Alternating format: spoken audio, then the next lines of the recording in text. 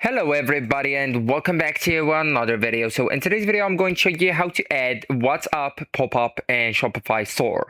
So the easiest way to add WhatsApp pop-up to your Shopify store is by installing WhatsApp chat app from the Shopify app store.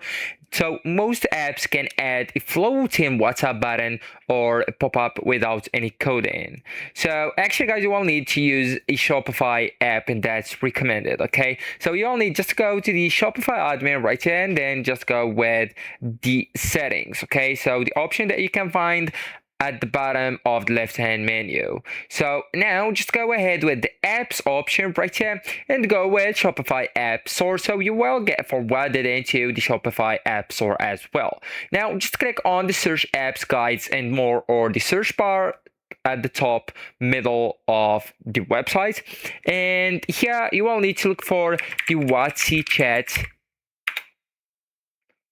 and if you can't find it you can go with WhatsApp alone.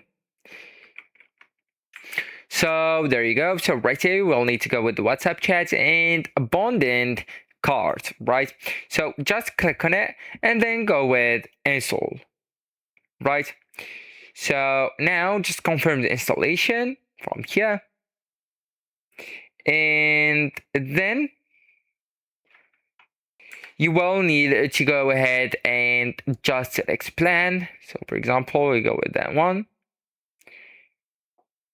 And now you will need to add your payment infos. So the Stripe, PayPal, or even your bank card. And then after entering it, you will need to pay for the subscription, and then just enter your WhatsApp number and customize the welcome message, the button position like the left or on the right, and the pop-up delay, even the colors and branding, and then just save and enable the widget.